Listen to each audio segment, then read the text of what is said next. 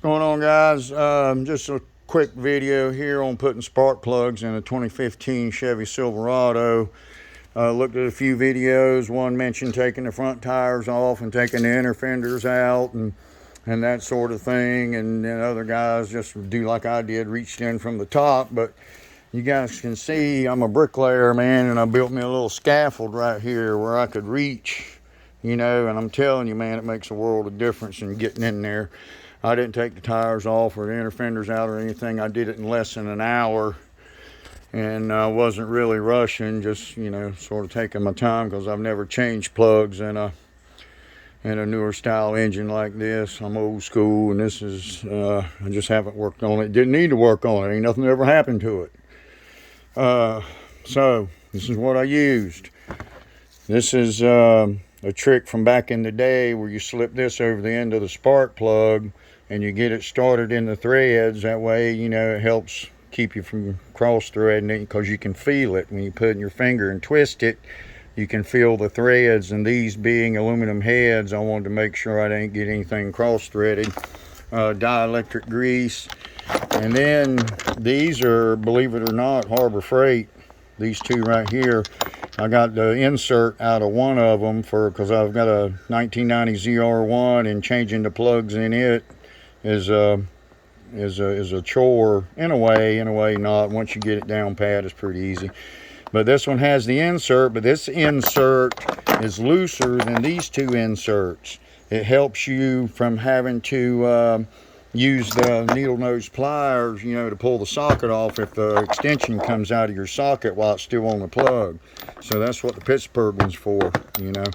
I use these, either one of these, to put them in or to take them out, and then I used the Pittsburgh to put them back in. You see I got a 1-inch extension there, 3-inch extension there, and then just a run-of-the-mill ratchet, nothing special. Be nice if you did use a ratchet with a smaller head on it, though. It would help you some if you have one that has a smaller head on it. I didn't have any trouble, none whatsoever. Right here, I will say this steering shaft here, I did have to turn the steering wheel to get the bolt, and then this piece here on the other side, so you got a little bit more room here to work. Really, that's the only trouble I had, and it really wasn't any trouble once I turned the steering wheel. It was a piece of cake, really. And I think being up on these boards like I build them gives you plenty of reach right here. It's not like you got to lean on the truck and all that, and it saves you. But you guys see where your overflow reservoir is here. You can put one arm through here like this, and you got plenty of room to work. And then when you get to the back plugs, you can just put your arm right through here and reach all the way down. And I was able to reach all the way down to the number 8 back there, which number 8's right there.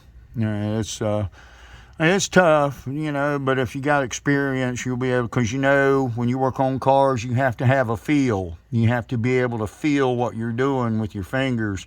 That's why I don't use gloves. I lose the feel that I'm looking for when I'm working on stuff. And I don't know, been doing it a long time, and I'm still here, so I guess the grease don't bother me that bad. But less than an hour, ACs went back in it. Everything, AC Delco goes back on this truck. Fuel filters, oil filters, all that stuff. I've got 116,000 miles on it now. I bought it with around 70 on it, and I haven't had any trouble. Nothing. And I drive this truck every day. I'm driving about 150 miles a day right now, going back and forth to work. And gets great gas mileage for a full-size truck, especially on the highway, as long as you don't go over about 74 miles an hour.